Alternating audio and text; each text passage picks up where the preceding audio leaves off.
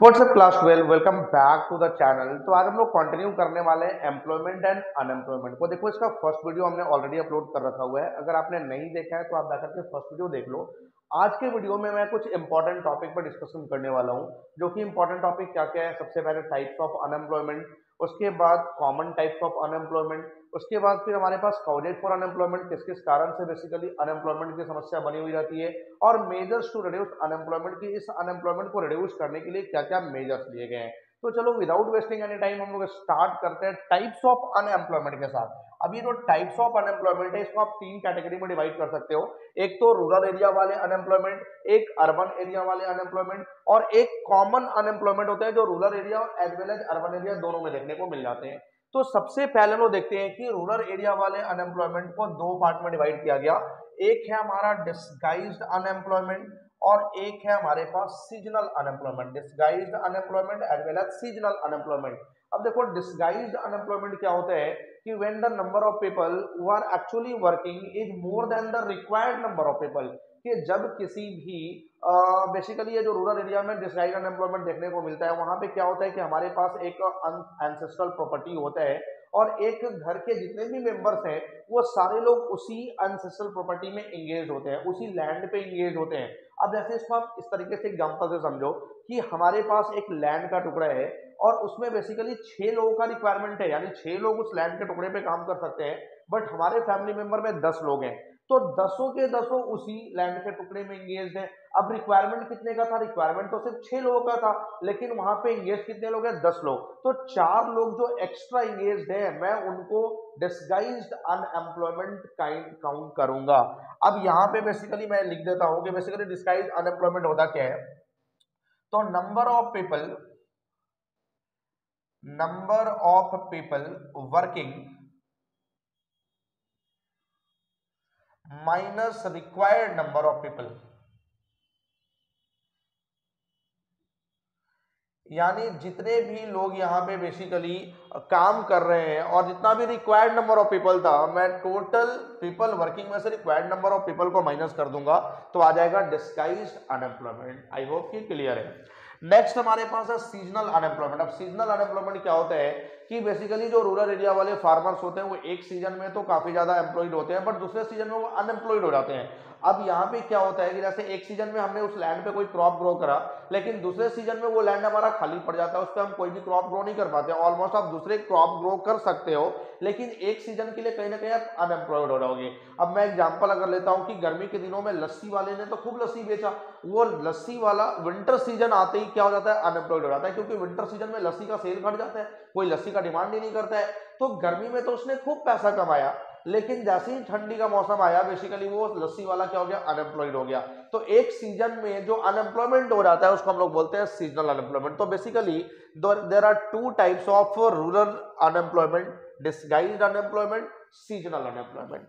Next अब देखता हूं मैं अर्बन एरिया वाले अनएम्प्लॉयमेंट की। अर्बन एरिया वाले कौन कौन से अनएम्प्लॉयमेंट होते हैं? तो सबसे पहला होता है इंडस्ट्रियल अनएम्प्लॉयमेंट। इंडस्ट्रियल अनएम्प्लॉयमेंट उन लोगों को में देखने को मिलता है जो इंडस्ट्रीज में काम करते हैं। अब इंडस्ट्रीज में कोई रिफॉर्म चेंज हुआ, कोई नया टेक्नोलॉजी आ गया, उसकी वजह से बेसिकली हमारे इंडस्ट्रीज में कुछ काम स्लो हो गया, या फिर उस टाइप से इंडस्ट्री में किसी भी तरह का कोई प्रॉब्लम्स क्रिएट हो गया, तो इंडस्ट्री क्या करती है? बहुत सारे एम्प्लॉय को निकाल देती है, बहुत सारे एम्प्लॉय को रिडक्ट कर देती है। तो वो सारे एम्प्लॉय जो इंडस्ट्री में काम कर रहे थे, अगर उनको इंडस्ट्री से निकाल दिया जाएगा तो वो क्या हो जाएंगे? अनएम्प्लॉयड हो जाएंगे। तो उस तरह के अनएम्प्लॉयमेंट को हम लोग बोलते हैं इंडस्ट्रियल अनएम्प्लॉयमेंट। और नेक्स्ट है हमारे पास एडुकेटेड अनएम्प्लॉयमेंट। एडुकेटेड अनएम्प्लॉयमेंट वही एम्प्लॉयमेंट होता है जो पढ़े लिखे हुए बेरोजगार होते हैं, जिनके पास बहुत सारे डिग्री होते हैं, बस केवल वो डिग्री कागज का टुकड़ा तक ही है, उसका कोई नॉलेज उनके पास नहीं है, कोई टेक्निकल नॉलेज नहीं है। They have their qualifications, they have their degree, but they don't have any technical knowledge, due to which they are unemployed। तो उस तरह के अनएम्प्लॉयमेंट को हम लोग बोलते हैं एजुकेटेड अनएम्प्लॉयमेंट। तो बेसिकली अर्बन एरिया में भी दो तरह का अनएम्प्लॉयमेंट देखने को मिलता है, industrial as well as educated. अब उसके बाद कॉमन टाइप्स ऑफ अनएम्प्लॉयमेंट जो रूरल और अर्बन दोनों ही एरिया में देखने को मिल जाते हैं, उसमें सबसे पहला हमारे पास क्या है? Open unemployment. ओपन अनएम्प्लॉयमेंट वही है जो हमने अनएम्प्लॉयमेंट का डिफिनेशन लिखवाया था कि when a people is willing as well as able to work at a particular wage rate but do not get the job. यानी एक पर्टिकुलर एक पीपल जो है या एक पर्सन जो है विलिंग भी है, एबल भी है पर्टिकुलर वेज रेट पे काम करने के लिए, लेकिन उसे कोई जॉब नहीं मिल रहा है, that is called the open unemployment. Next है हमारे पास स्ट्रक्चरल अनएम्प्लॉयमेंट। अब ये स्ट्रक्चरल अनएम्प्लॉयमेंट क्या होता है कि किसी भी इंडस्ट्री के स्ट्रक्चर्स में चेंजिंग होने की वजह से जो अनएम्प्लॉयमेंट जनरेट हो जाता है उसको हम लोग क्या बोलते हैं, स्ट्रक्चरल अनएम्प्लॉयमेंट। अब जैसे सपोज कि कोई नया टेक्नोलॉजी आ गया और उस नए टेक्नोलॉजी पे मुझे काम करना नहीं आता, मैंने पुराने टेक्नोलॉजी पे काम किया हुआ है, मैं पुराने टेक्नोलॉजी का एक्सपर्ट हूं, बट अब कोई भी नया टेक्नोलॉजी आ गया तो उसे सीखने में मुझे कुछ दिन का टाइम लगेगा, तब तक के लिए मैं क्या हूं, अनएम्प्लॉयमेंट रहने वाला हूं, बिल्कुल अनएम्प्लॉयड रहने वाला हूं। तो टेक्नोलॉजी में चेंजिंग होने की वजह से जो अनएम्प्लॉयमेंट जनरेट होता है that is called the structural unemployment. Next है हमारे पास अंडर अनएम्प्लॉयमेंट। अब यहाँ अंडर अनएम्प्लॉयमेंट क्या होता है, अंडर अनएम्प्लॉयमेंट का मतलब होता है कि बेसिकली कोई भी पर्सन फुल टाइम जॉब करना चाहता है बट फुल टाइम जॉब नहीं मिल रहा है, उसको मिल रहा है केवल पार्ट टाइम जॉब। यानी मैं करना चाहता हूं full time job but economy में अभी फिलहाल कोई फुल टाइम जॉब नहीं है, मुझे पार्ट टाइम जॉब मिल रहा है, तो मैं पार्ट टाइम जॉब तो कर सकता हूं या कर रहा हूं, लेकिन मुझे रिक्वायरमेंट है फुल टाइम जॉब की, तो उस केस में भी मैं अनएम्प्लॉयड काउंट किया जाऊंगा। किस तरह का अनएम्प्लॉयड, अंडर अनएम्प्लॉयमेंट।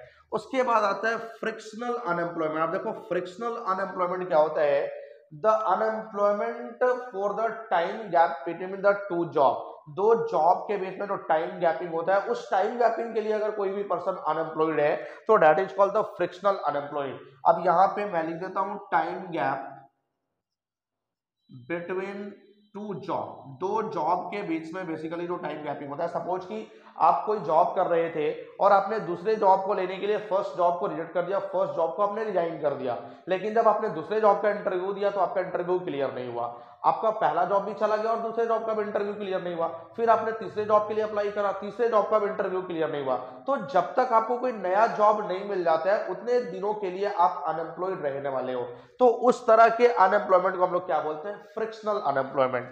और लास्ट हमारे पास आता है साइक्लिकल अनएम्प्लॉयमेंट। अब ये जो साइक्लिकल अनएम्प्लॉयमेंट क्या होता है, the unemployment generate due to the change in business cycle. Business cycle में चेंजिंग होने की वजह से जो अनएम्प्लॉयमेंट जनरेट हो जाता है उसको हम लोग क्या बोलते हैं, साइक्लिकल अनएम्प्लॉयमेंट।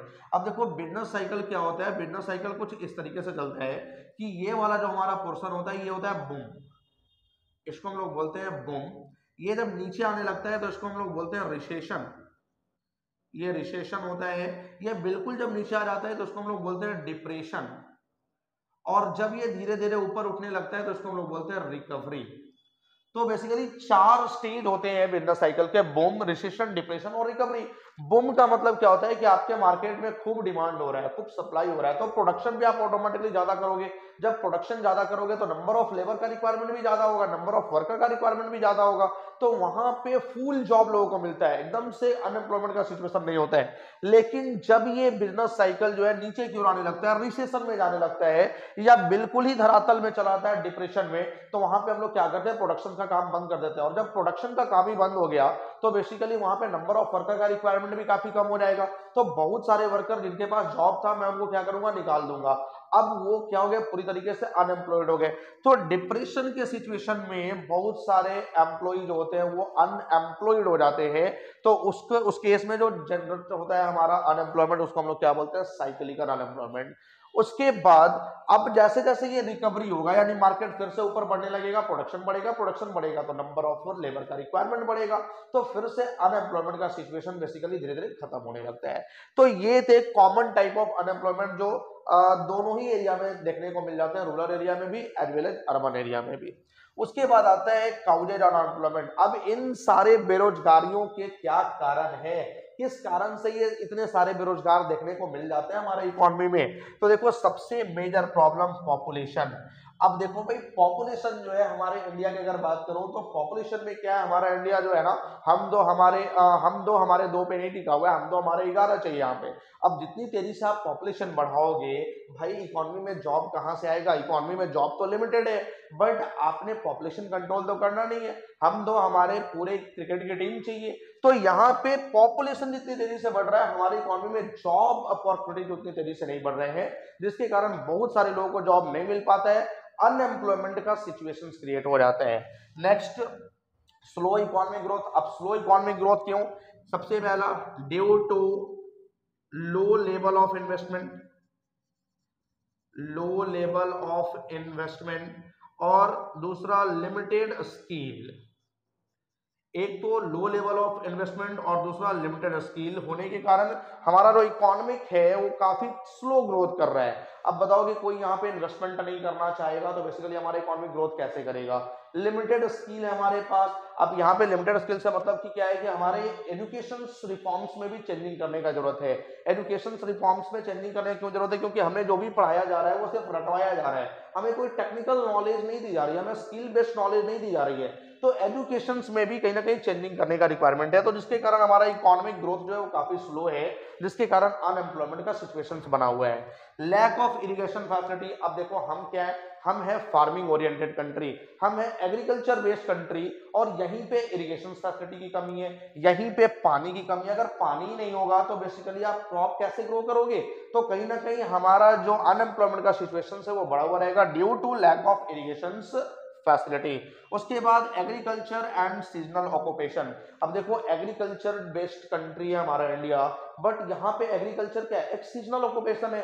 एक सीजन में तो ये क्रॉप ग्रो करता है बट दूसरे सीजन में ये पूरा का पूरा खाली पड़ जाता है, यानी यहाँ पे लैंड का हम लोग यूज नहीं कर पाते हैं। अब देखो हम लोग को ऐसा बोलना नहीं चाहिए क्योंकि हम लोग फार्मिंग बेस्ड कंट्री है, हम लोग को अपने फार्मर्स को कहीं ना कहीं रेस्पेक्ट करना चाहिए, एक डिग्निटी देना चाहिए। बट आप खुद ही सोचो कि क्या फार्मर्स को जो डिग्निटी मिलना चाहिए, जो रेस्पेक्ट मिलना चाहिए, हम लोग वो दे पाते हैं? हम लोग वो अमाउंट उनको पे कर पाते हैं जो एक्चुअल में उनके क्रॉप्स के लिए मिलना चाहिए? नहीं मिल पाता।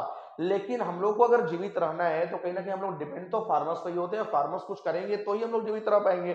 तो हम लोग को फार्मर्स को रेस्पेक्ट करना चाहिए, बट फिर भी एग्रीकल्चर क्या है, एक सीजनल ऑक्यूपेशन है, जिसके कारण अनएम्प्लॉयमेंट का सिचुएशन काफी ज्यादा बना हुआ है। नेक्स्ट, ज्वाइंट फैमिली सिस्टम, सबसे मेजर प्रॉब्लम, सबसे बड़ा प्रॉब्लम।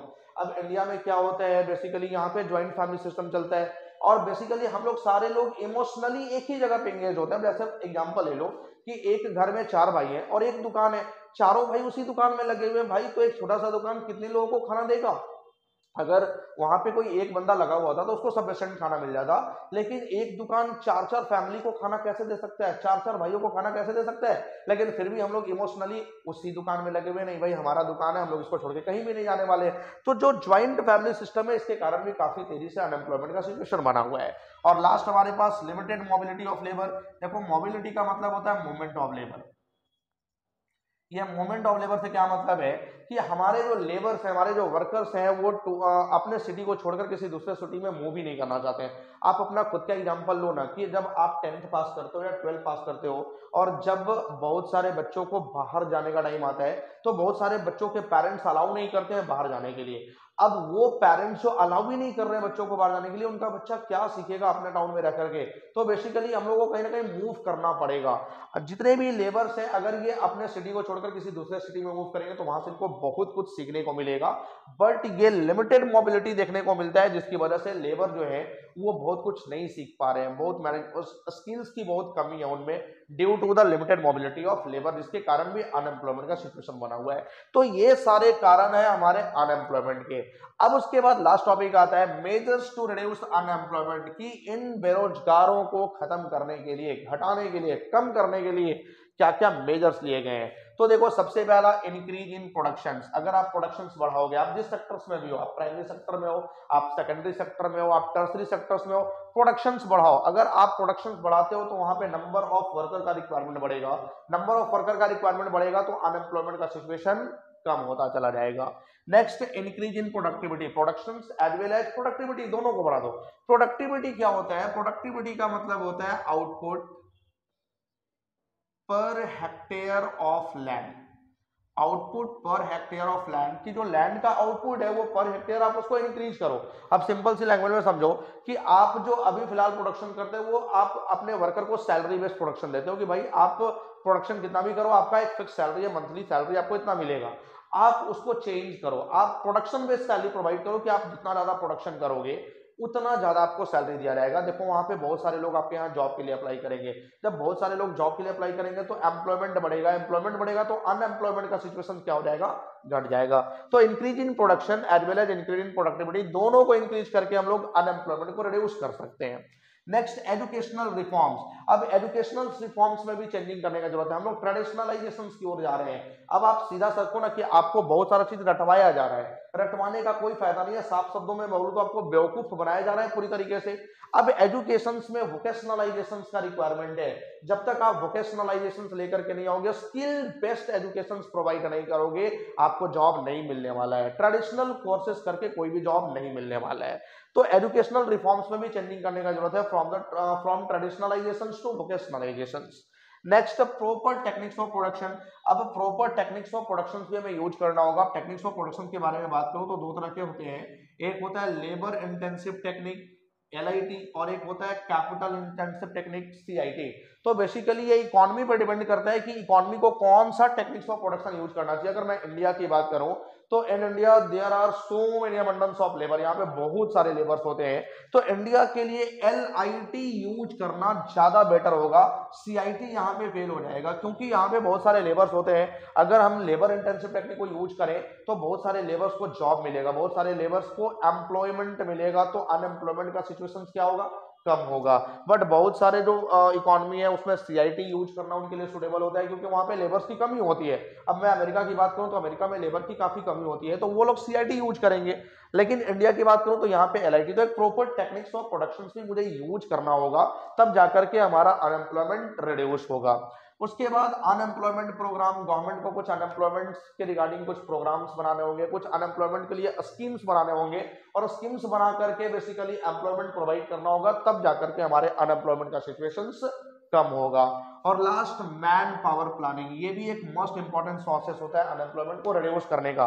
मैन पावर प्लानिंग का मतलब कि गवर्नमेंट को इस तरीके से बजट बनाना चाहिए कि बजट का एक बड़ा सा पार्ट मैन पावर प्लानिंग पे जाकर के खर्च हो। बेसिकली गवर्नमेंट को यह मालूम होना चाहिए कि किस ईयर में हमारे यहाँ से कितने ग्रेजुएट होकर के निकल रहे हैं, कितने पोस्ट ग्रेजुएट होकर निकल रहे हैं, और उन पे एक अच्छा से मैन पावर प्लानिंग करके उनको जॉब्स प्रोवाइड करना चाहिए, एम्प्लॉयमेंट प्रोवाइड करना चाहिए, तब जाकर के अनएम्प्लॉयमेंट का सिचुएशंस कम होगा। तो ये सारे मेजर्स लेकर के अनएम्प्लॉयमेंट के सिचुएशन को हम लोग कम कर सकते हैं। आई होप कि ये सारे टॉपिक्स आपके क्लियर हो गए। Types of unemployment, causes of unemployment, measures to reduce unemployment. इसके साथ ही हमारा ये एम्प्लॉयमेंट एंड अनएम्प्लॉयमेंट चैप्टर भी कंप्लीट हो गया। आई होप कि आपको अच्छे से सारे टॉपिक समझ में आए होंगे। अगर किसी भी टॉपिक में कोई डाउट होता है आप इमीडिएटली मैसेज करो, आपके डाउट्स को क्लियर करा जाएगा। और उसके बाद कल हम लोग स्टार्ट करने वाले हैं environment and sustainable development chapter, जो कि लास्ट चैप्टर है हमारे इंडियन इकोनॉमिक्स का। Thank you.